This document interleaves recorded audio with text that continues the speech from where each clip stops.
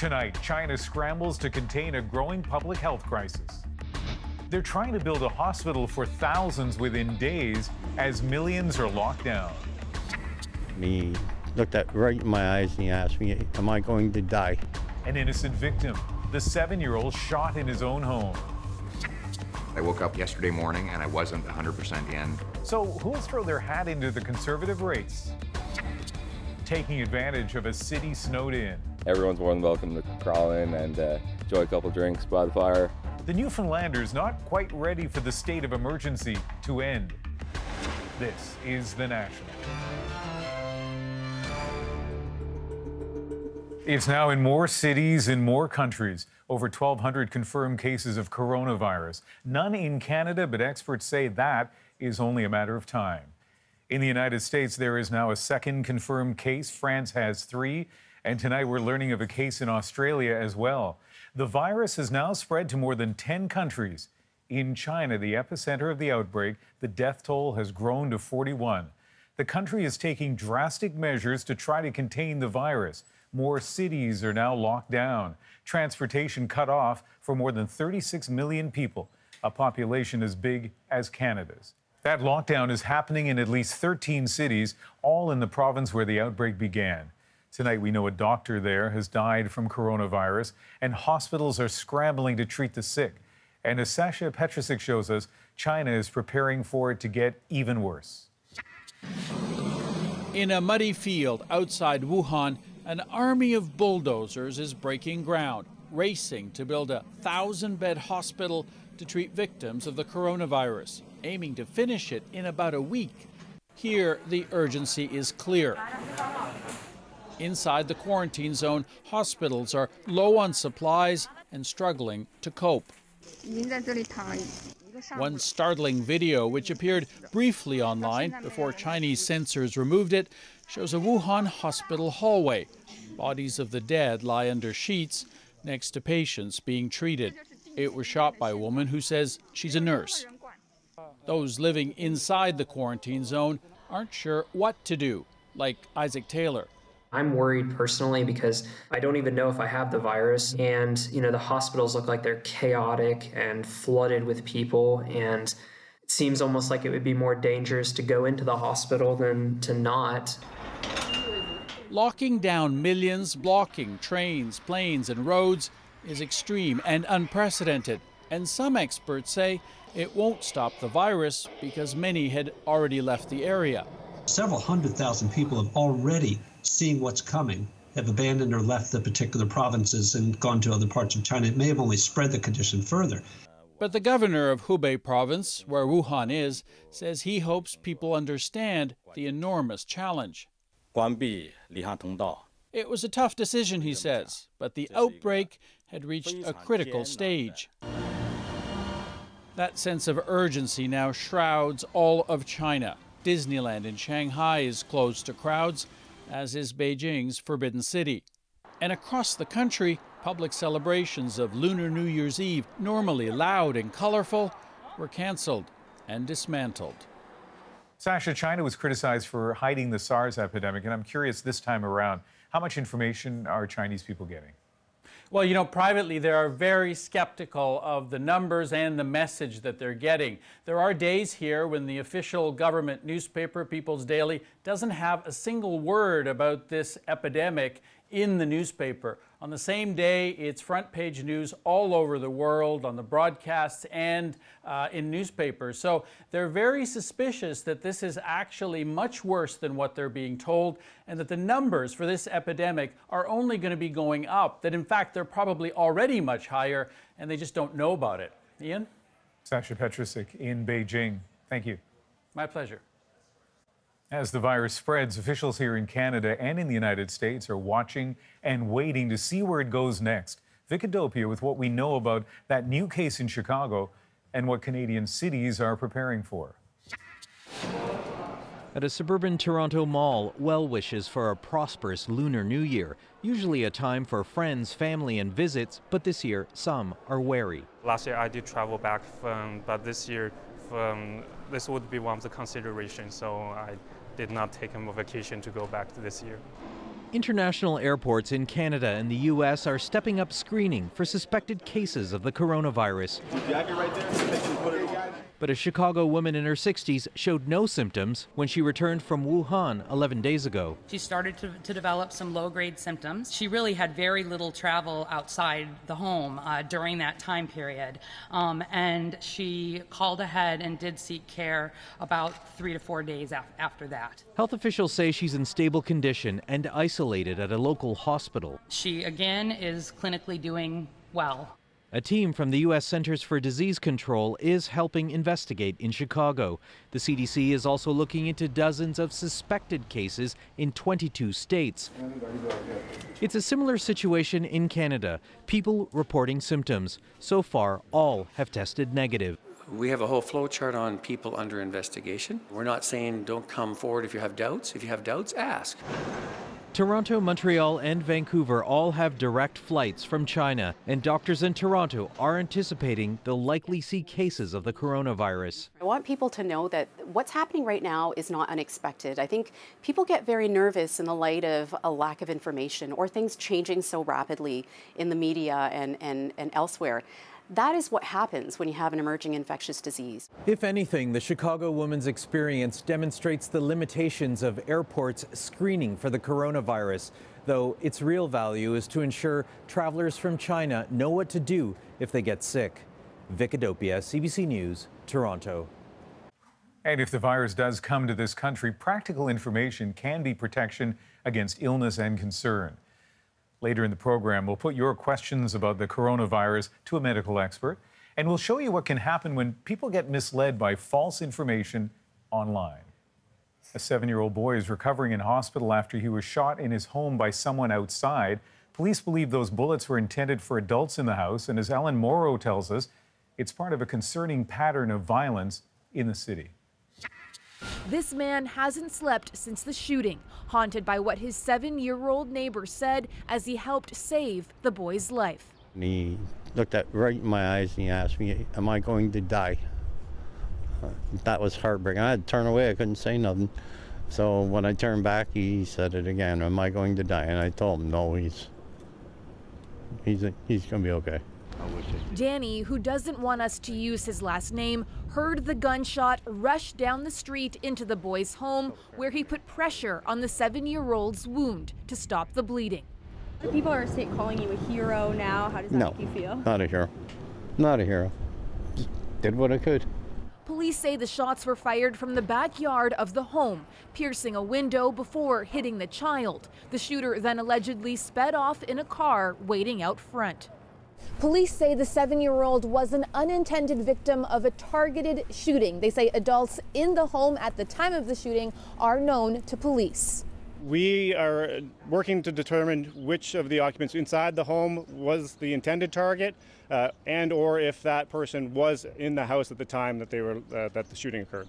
It's Hamilton's third shooting this year. In 2019, there were 47 shootings, nearly double the number from the year before. It's not something that anybody should tolerate in our community. Police say the violence is being fueled in part by illicit drugs, specifically opioids. This is not an anomaly within Hamilton. This is certainly something we're seeing as a trend and a growing concern of all policing partners throughout the whole area.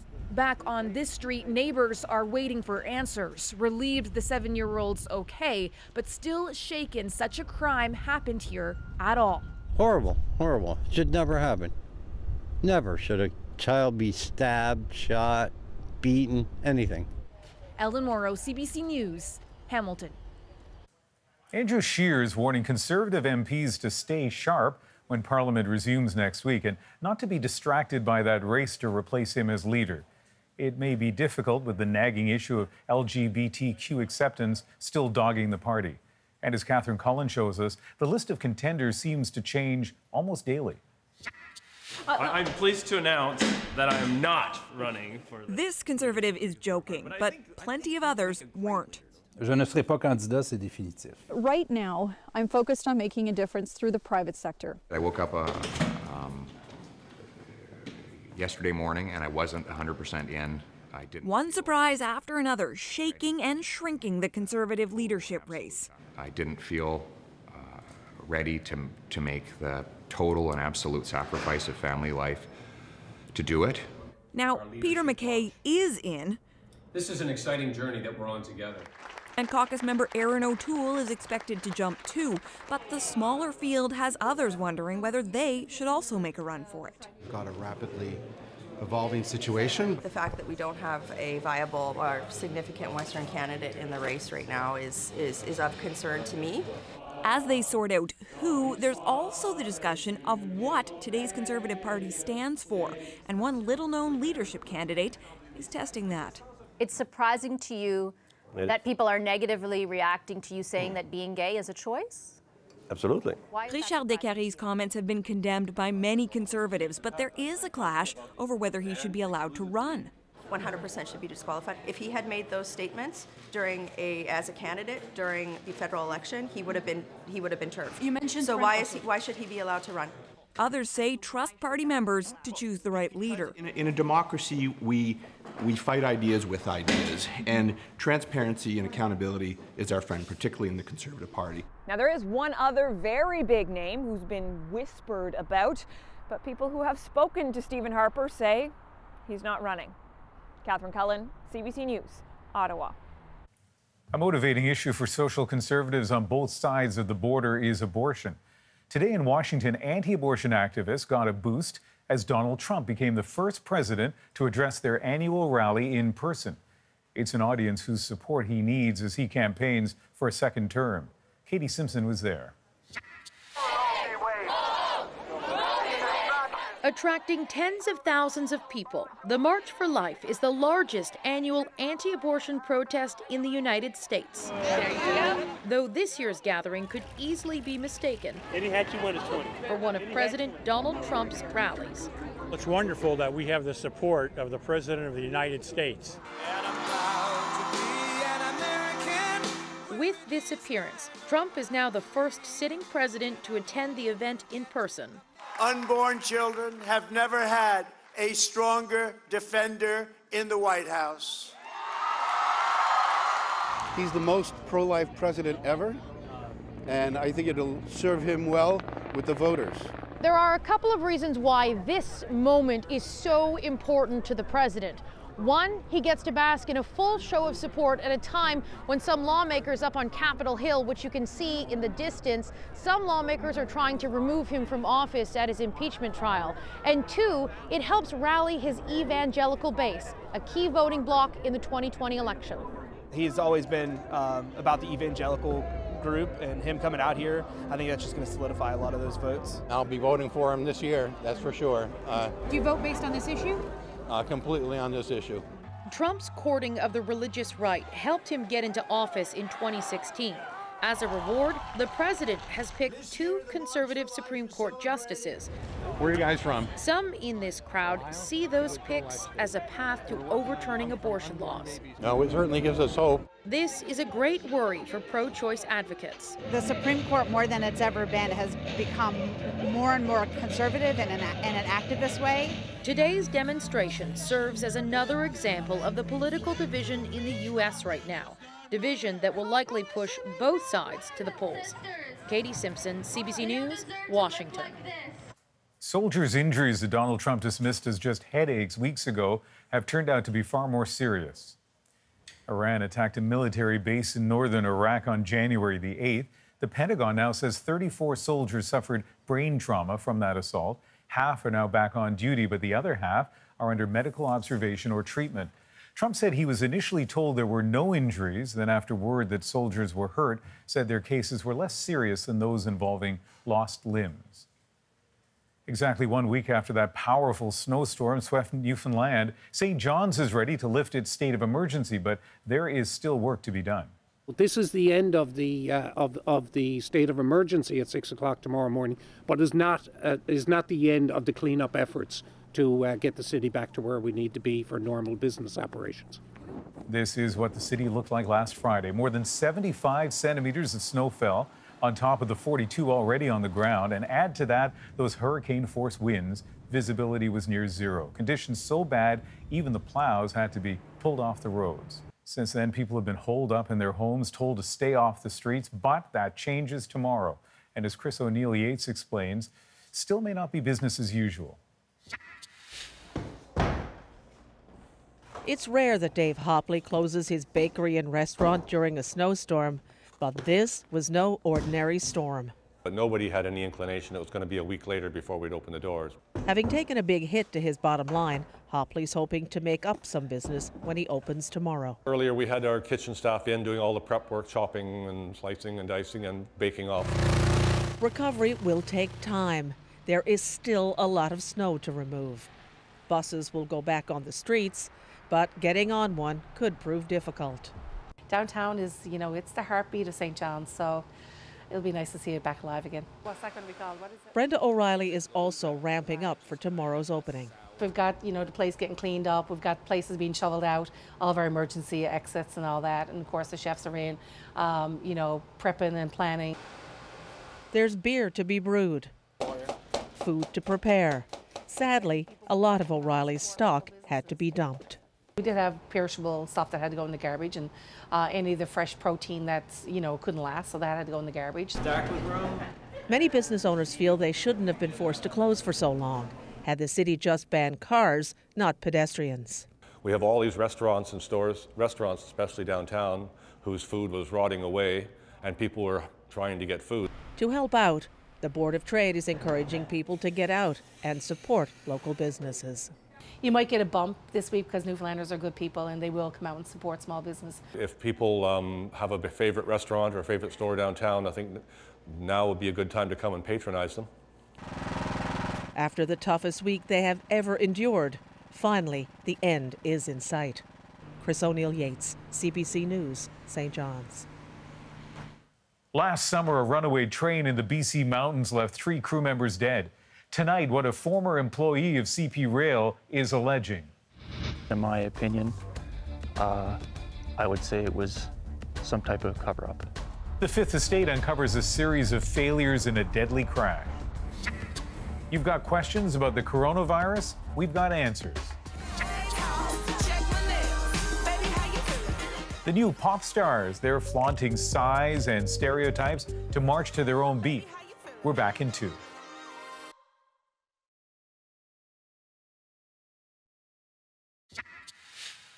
An investigation by the Fifth Estate has uncovered troubling new details about how a CP rail crash was investigated.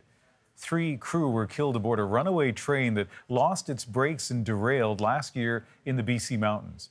Dave Seglins has the story. The investigation, in my view, was cut short. This police officer worked for the CP Rail Police, a federal police force paid for by the railway. He was called in to investigate the crash of train 301, but says he was denied access to key evidence and eventually was shut down. Were they burying evidence? I can't answer as to what they were doing, but in my opinion, I would say it was some type of cover-up. The Fifth Estate has pieced together the final moments of train 301, a 2-kilometer grain train parked at the top of a mountain without handbrakes. It rolled away, derailing 99 cars, killing the engineer, conductor, and trainee, leaving many questions. The investigation had no involvement with regards to the company's potential involvement or negligence. It completely had to do with what the responsibilities of the train crew on that night. But CP police say their probe was thorough and resulted in no charges. And they say former officer Mark Tateran was a disgruntled employee who committed misconduct. Tateran, who now works for the RCMP, disputes that. CP's top executive says on train 301, he's waiting for findings of the Transportation Safety Board. When all the facts come out, we'll take a look at the facts, and if we've made mistakes, then we'll own our mistakes. But the CP, you have your own police force. Would you be open to perhaps the RCMP coming in to investigate this so there's no even appearance of a conflict of interest? We've worked in lockstep with the RCMP from the very beginning. They still retain jurisdiction over that investigation. But the RCMP tells us it is not investigating and never did a parallel investigation, meaning no other police force has looked into this crash. Dave Seglin, CBC News, near Field, British Columbia. And you can see more of that investigation this week on the Fifth Estate, Sunday night on CBC Television and CBC Gem, 9 o'clock, 9:30 in Newfoundland. Here's some other stories making news across the country tonight. Quebec's Justice Minister demanding answers after a man out on parole was charged with murder. In 2004, Eustachio Gallese was found guilty of killing his partner. Last fall, the parole board granted him permission to meet women for the purpose of, quote, responding to his sexual needs. He's now been charged with killing a 22-year-old woman. Radio-Canada has confirmed the victim was a sex worker. And it's the same union that has fought with every government, every premier for 30 years. And people see it. And to be frank, they're getting fed up. Doug Ford blaming Ontario's ongoing labour conflict on union leadership. The Premier says he's not considering back-to-work legislation amid rotating teacher strikes in the province, but stressed the government won't budge on a 1% public sector wage cap that's set to remain in place for the next 3 years. And Quebec police have recovered the body of one of 5 missing snowmobilers. They say the body was found in a river about 2 kilometers downstream from where the group broke through the ice on Tuesday night. Police have not identified the body. The snowmobilers were all French tourists. We have some strange video to show you now from China, unverified but widely shared on the internet. And it's just one example of how social media is fueling fears about the coronavirus. Coming up, we'll separate the fact from fiction. I still deal with people that are trying to tell me what to wear. The new generation of musicians that is substance over style.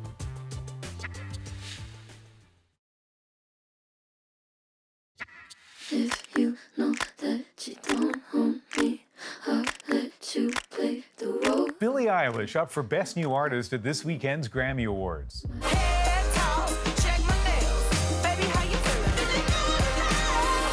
And Lizzo nominated in the same category. 2 very different artists with completely different styles, but the pop stars have something powerful in common, and it's catching on. As the CBC's Zuleka Nathu tells us, women are feeling more empowered in the industry to take control of their music and their image. Maybe then they'll listen to what you have to say.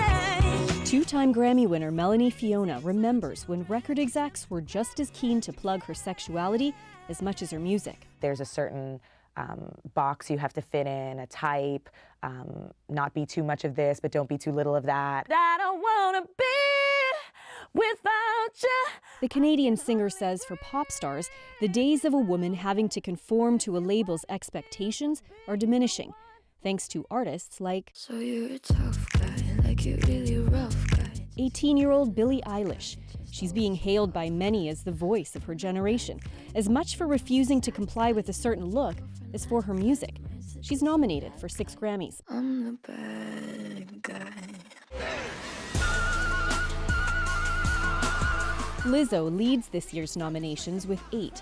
She says she's stepping away from Twitter after sustained attacks, much of which is about her body, like this viral clip from fitness enthusiast Jillian Michaels. It isn't going to be awesome if she gets diabetes. But Lizzo has also developed a massive fan base, promoting body positivity and self-love. At this glitzy pre-Grammy event, Beyoncé's publicist and former music executive says Lizzo and stars like her aren't letting others speak for them. They're like, okay, you may or may not give me a cover. You may or may not write about me. Here's my Instagram. Here's an exclusive track. Here's what I want to say. So there's so much power in that. And it's inspiring emerging talent. I wish I could hurt you bad. Canadian Jessie Reyes is nominated for her first Grammy this year for Best Urban Contemporary Album. I still deal with people that are trying to tell me what to wear. The Toronto-born musician isn't letting anyone tell her who she should be, and credits Lizzo, Eilish, and others for helping break the mold. I think that sets a really dope example for younger women. Girl, tie your hair up if you want to be stars. So she's adding her voice to that chorus, so more people will hear the call for change. Zuleka Nathu, CBC News, Los Angeles. A mysterious disappearance off Vancouver Island and the desperate search underway. Travis! It's on sequence! Come up! Travis Thomas vanished more than a year ago on an uninhabited island. The clues he's still alive. And answering your questions about coronavirus, the symptoms, the risk, and what makes it different from the flu.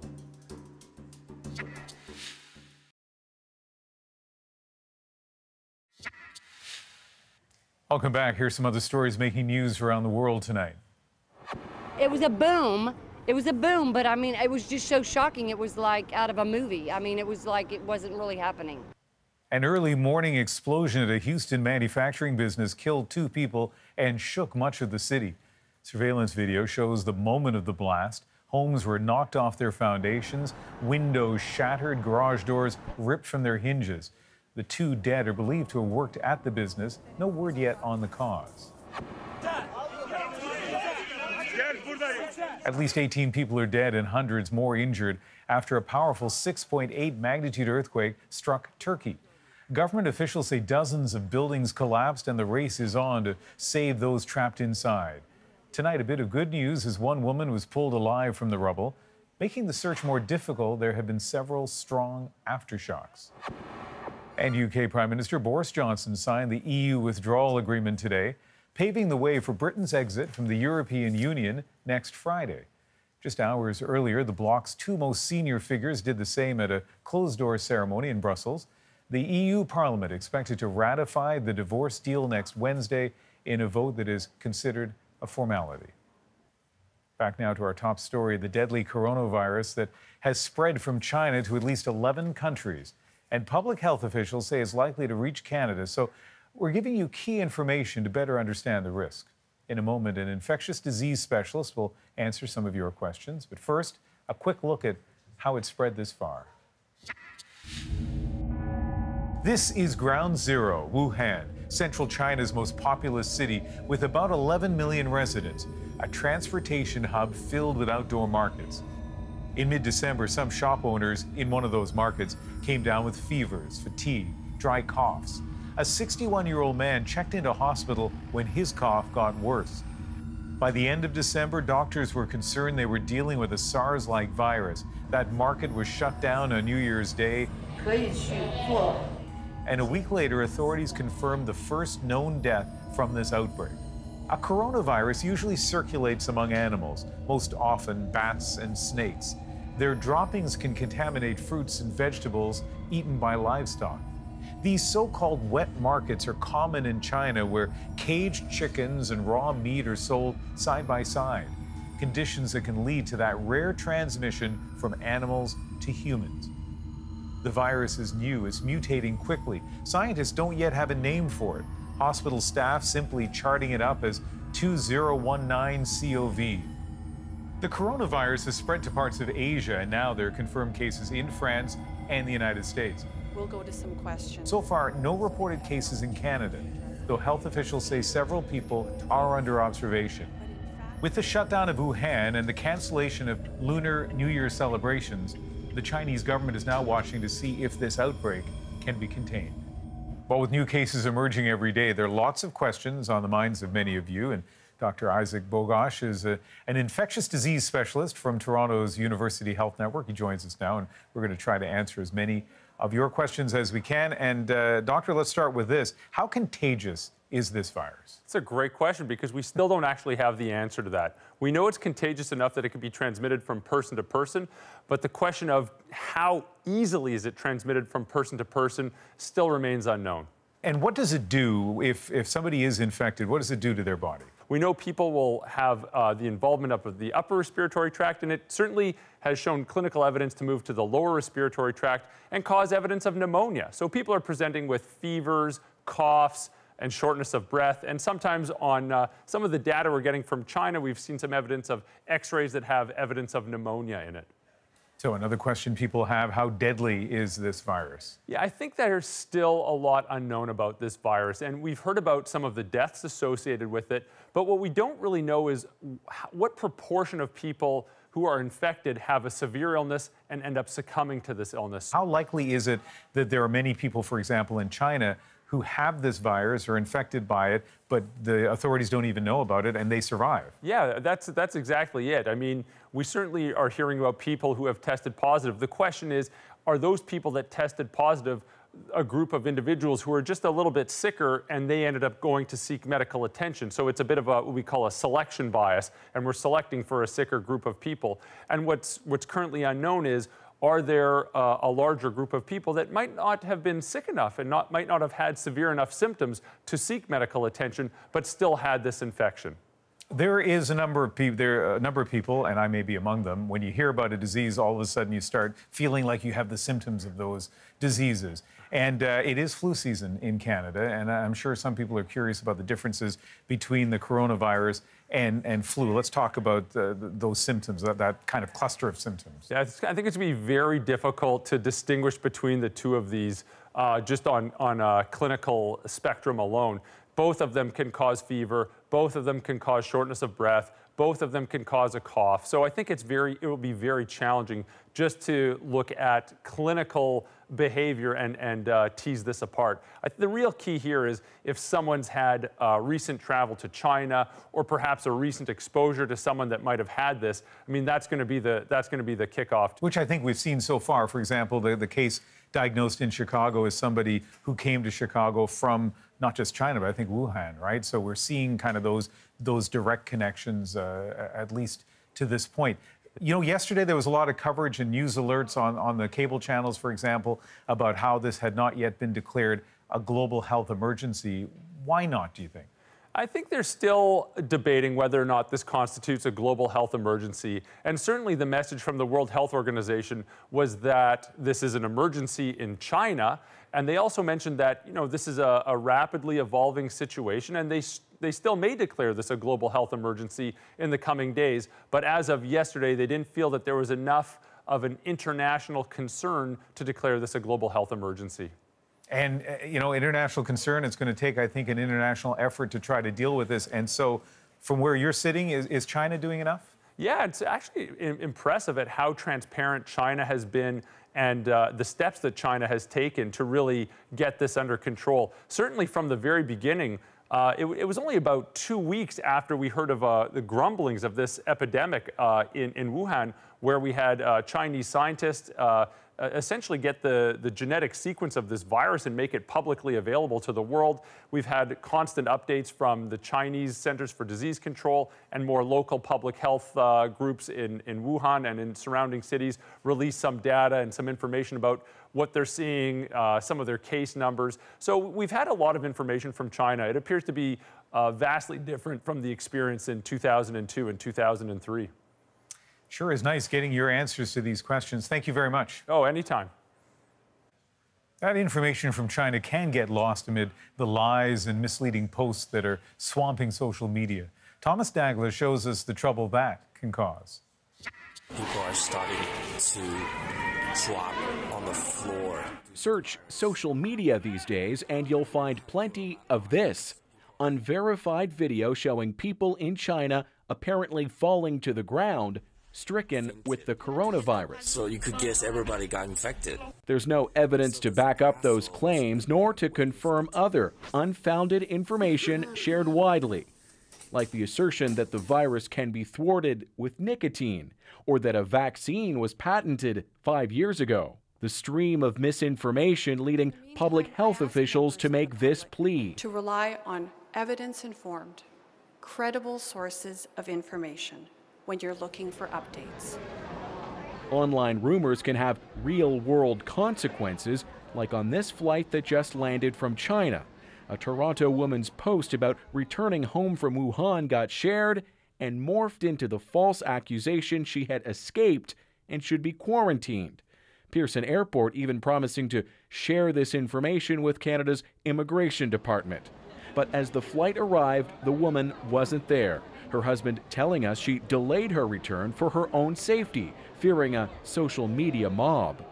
The internet disseminates nervousness very well. It takes unverified information and spreads it around the world faster than it can be corrected or put into context. This flood of falsehoods fueled by a lack of understanding of the virus itself. At UBC, Alfred Hermida is tracking the ever-growing chatter. He spotted 24,000 tweets on Monday. So far today, it's nearing 500,000. He says they're not all bad, though. What my analysis shows is that some of the most shared messages are around how to stay safe, how to avoid infection. When something unverified can raise fear for no reason, it's best to check the source before sharing. Thomas Dagg, CBC News, Toronto. Still ahead, a traditional healing practice sent Travis Thomas to an isolated island off the BC coast. And then he disappeared. What would you do? What would you be doing if that was your child out there? Now, more than a year later, the mysterious signs that he's still alive.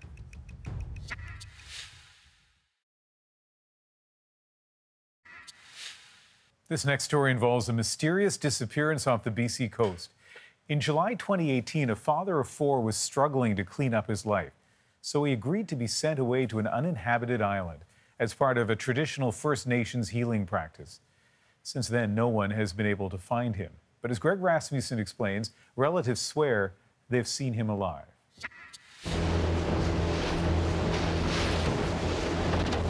Almost daily, Louis Frank makes this bone-jarring journey in the waters off the west coast of Vancouver Island. He has trails all the way along. He's brought us along on the increasingly desperate search for his nephew, now missing more than 500 days. Right up here is where they first put Travis. For the first 6 days he was here. Oh yeah, thank you to everyone who bought tickets. 39-year-old Travis Thomas agreed to go to uninhabited Bartlett Island to help him recover from his struggles with alcohol, part of a downward spiral triggered by the death of his wife. Isolating people is a traditional practice in Ahousaht to reconnect people to the land and help them battle their demons. For us, it's a place of healing. It's where we put our people out there that are struggling in their life to heal. But when it was time to leave, Thomas couldn't be found. So there are no trails here when you first started searching? No, there's nothing. For a year and a half, his family has searched. See, get down this one, he uses it, he sleeps in this one. Finding hints he's alive. Oh, it goes in a ways, huh? Yeah, still in there. There is a candle, a cross standing up. Like this cross found 5 months ago in this cave alongside pictures of his family. That's what I hold on to, is that one day it's going to come to me or to somebody that's out here, say, I'm ready to come home now. Take me home. And that's what I wake up to every day. That maybe today's the day. Travis! It's Unc Sequence! Come have a crumbs of cinnamon bun with me and by the fire! Chikwa! Chikwa in language means come here. They've set up this camp with clothes, this is fish jerky, food, even a place to shave and clean up. All because Frank and others say they have repeatedly spotted Thomas on the island.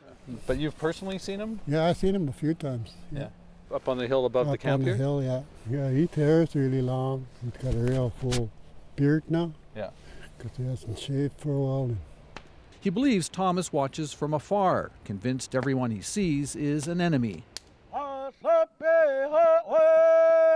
Since he's gone missing, hundreds of people have carried out several major searches. Travis, come out, Trav!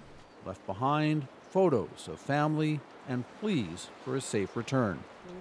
Do you have his one where he's rapping with Alan? In the isolated village of Ahousaht, relatives gather to share memories and watch videos. Just to hear him, hear him talk. Guys can all go in, take the winter challenge. Thomas stood out. First as a star basketball player, and later as a coach. His aunt, Lisa Sabas, clings to hope. It's emotional, very emotional. There's days you cry, there's days you wonder. Anything for my brother. Woo. So they search, even managing a laugh as they brave high seas, battling the waves in a winter storm. She says they don't have a choice. Well, what would you do if it was your child? What would you do? What would you be doing if that was your child out there? Hardest hit Thomas's 4 children, and grandchild. They miss their dad lots. Yeah. So much.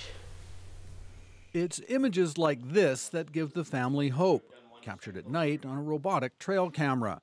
This video shows a figure on the island, which helped convince Alfred Dick to continue searching. After 8 months, I was ready to call it quits, and then they start seeing him again, and they start getting signs that he was there. Despite their hardship, the family's reluctant to criticize the decision to put Thomas on the island. The house's chief says no one else will be placed there without a thorough mental health screening. As for the ongoing search, they say the RCMP has fallen short. They've made their appearances. They've, to say that we went out there, but. While we were on the island, this RCMP helicopter appeared.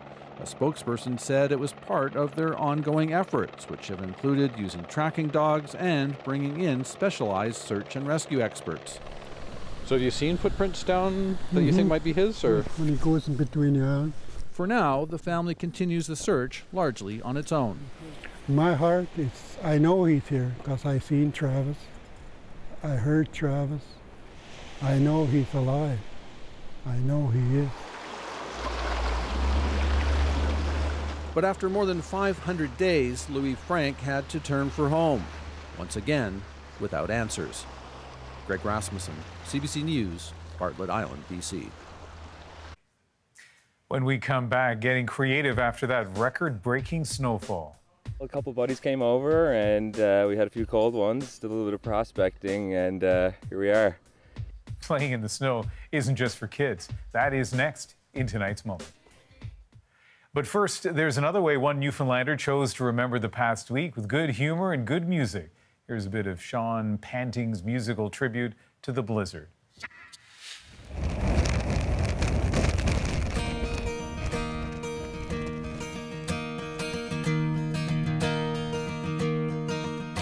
Been shoveling and hauling and cursing the snow, for like the old Honda, she certainly blows. For a week we've been prisoners of storm system's whims, while storm chips run low and we stay settled in a state of emergency all over town. But still there's an upside to balance the down. We got to find out what our neighbors' names are, while we all played a fun game of Dude, Where's My Car?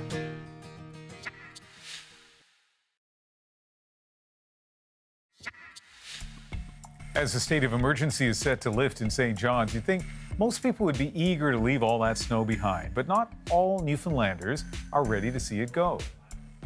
Cabin fever has sparked creativity among some residents, and the results? Well, that's our moment. I had to get outside and create something. I dug for about 24 to 25 hours, and then I spent probably another 2 or 3 hours just smoothing down the interior. It's been coined the Yoda House, and we do like Star Wars. This is me, this is my imagination, and this is my fun. My buddy sent me a Snapchat and he was scratching his head wondering if he's too old to still play in snow. And I said, absolutely not. Everyone's asking to come over and everyone's more than welcome to crawl in and enjoy a couple drinks by the fire, electric fireplace. It's great to get out of the house and come and enjoy the outdoors, indoors. I did some awesome bacon pesto grilled cheese sandwiches last night and I'm hoping to do maybe a little frying pan pizza later this evening. I'm going to remember this forever. This was one for the books for sure. I've run out of words to marvel at what we just saw there.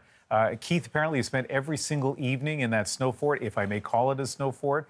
Julie apparently, that snow fort of hers has 5 rooms. There's another family with a tiki bar, and they've had neighbors come over. It almost makes me miss having all that snow in your backyard. That is The National for this Friday, January 24th. Good night.